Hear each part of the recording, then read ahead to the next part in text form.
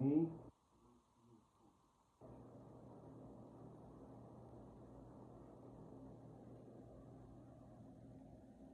Enfim, estou gravando ao vivo pelo Instagram e também há uma outra câmera aqui para o YouTube.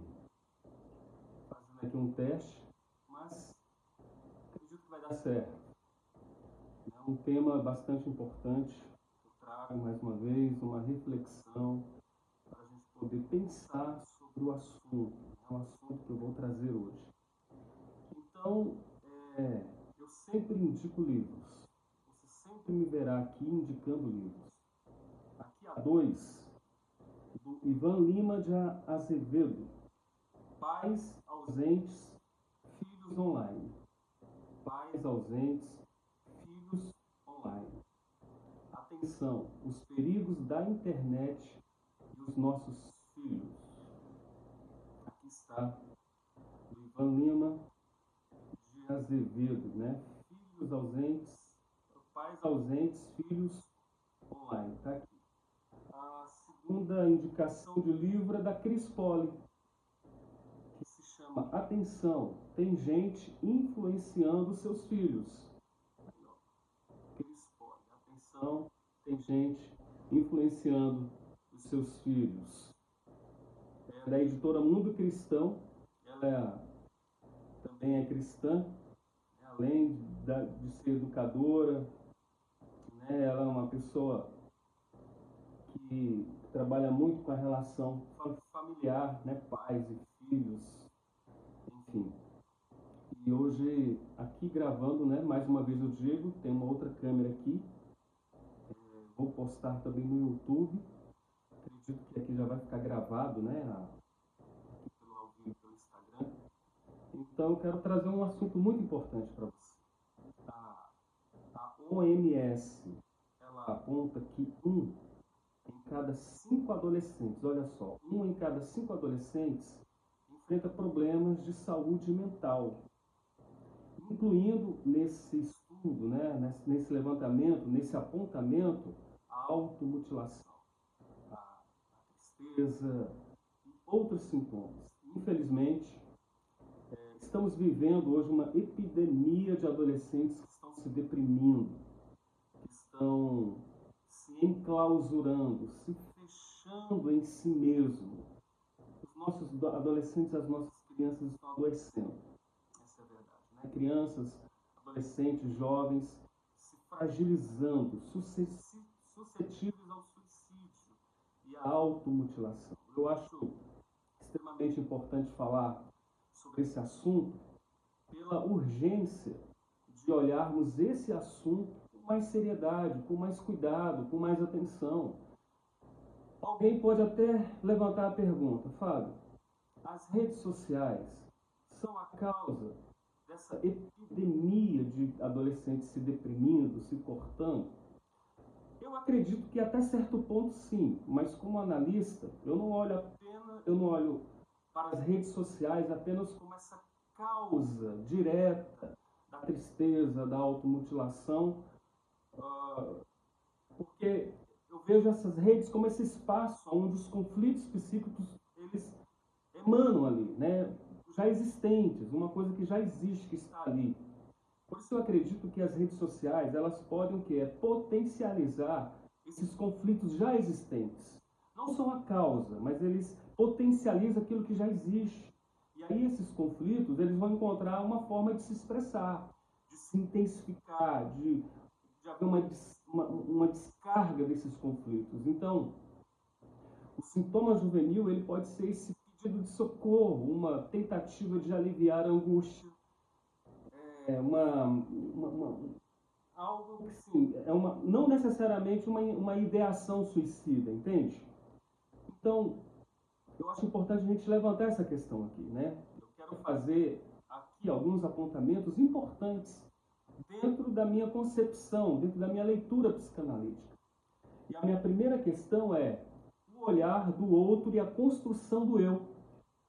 Freud e Lacan, os mestres psicanalíticos, eles eles já nos ensinaram algo extremamente em relação a isso, né? Importante e necessário em relação a isso, né?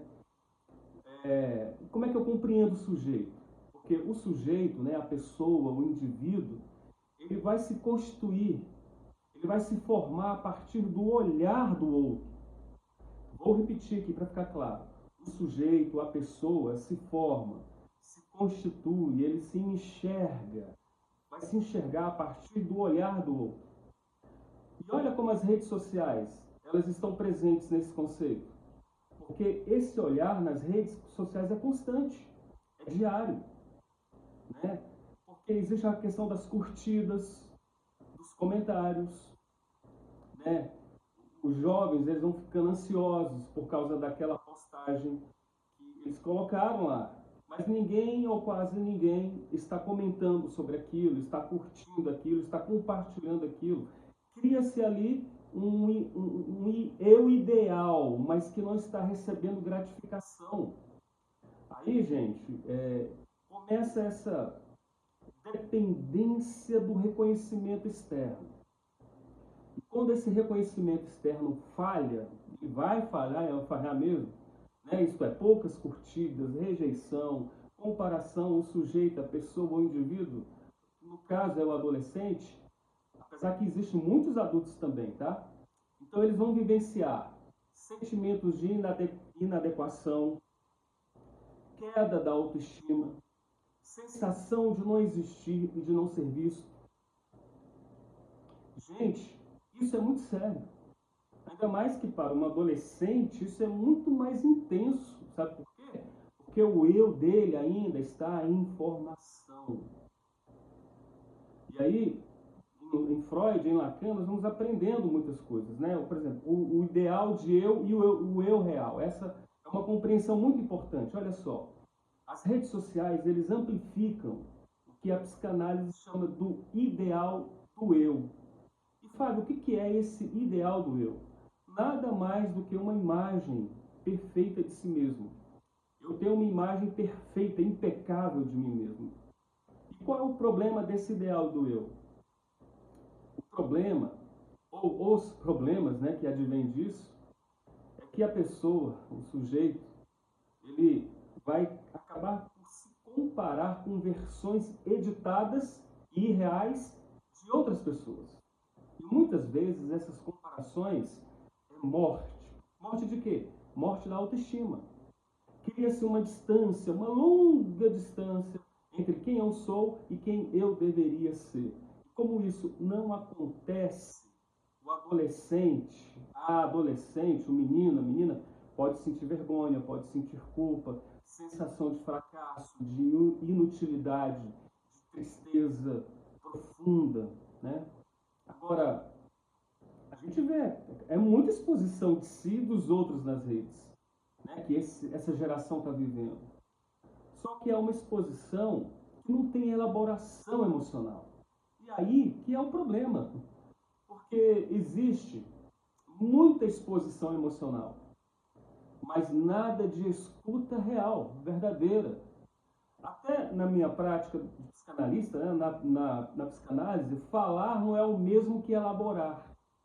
Mas as redes sociais, né, a pessoa posta ali talvez sua dor, mas não necessariamente simboliza aquilo, né? A dor não é elaborada, essa dor ela vai se repetindo e de alguma forma ela até se intensifica, se amplifica. E aí entramos na questão da automutilação. O que é automutilação? Senão uma linguagem do sofrimento, né? E como a automutilação hoje, infelizmente, está em uma situação catastrófica, epidêmica. Mas lembra também que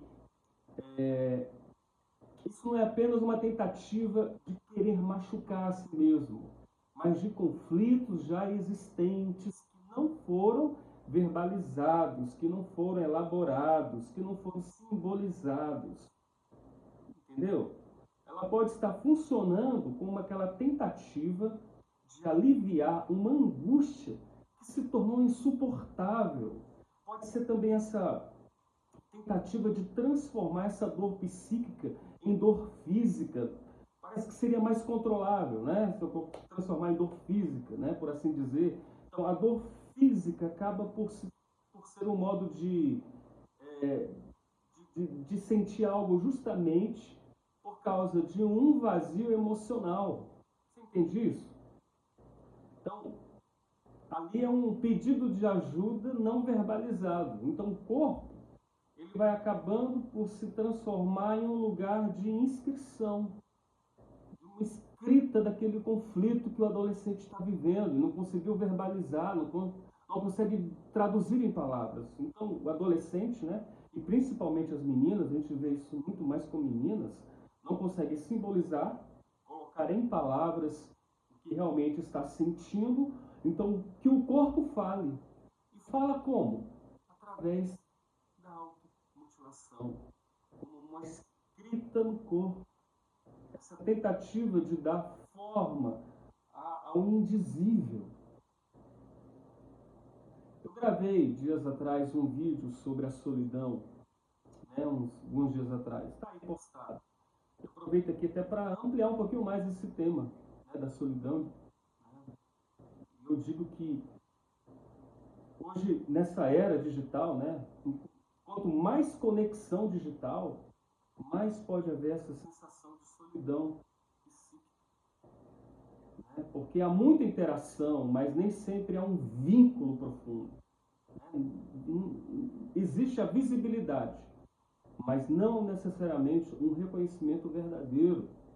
E a pessoa sofre, a pessoa se angustia, a pessoa se sente isolada, triste.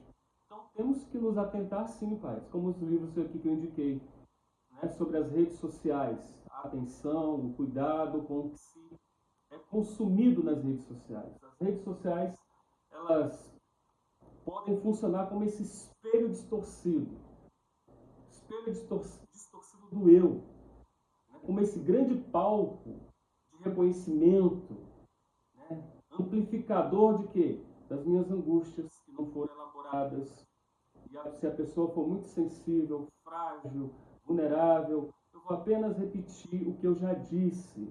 O que o que advém disso é tristeza profunda, sensação de vazio, comportamentos autodestrutivos. Então, olha só, um ponto importante. Principalmente você que é pai, como eu que sou pai também, né, nesse contexto paterno. Algo que eu digo aqui com toda seriedade, com toda preocupação de um terapeuta, de um analista, né, mas também que é pai, com o que está ocorrendo com os nossos filhos. O que protege o sujeito, o que protege a criança, o adolescente, o jovem, não é a ausência de conflitos, mas o que protege ele é a presença de um outro que o escute, que o sustente e que dê a ele o lugar da palavra. Um outro presente, sustentando, escutando, dando lugar à escuta. Isso é o que, Fábio? Isso é um vínculo verdadeiro, um vínculo real, uma presença constante, uma escuta sem julgamentos. A gente pode até retirar o celular, mas o efeito mais positivo será essa função paterna que está ali presente, trazendo para junto de si esse filho, esse adolescente, essa criança, essa pessoa. Então, vamos nos atentar de uma maneira seríssima quanto àquilo que os nossos filhos estão consumindo e o que está acontecendo com eles. Chame-os para conversar, chame-os para bater um papo, esteja presente com eles. Não seja ausente, mas presente.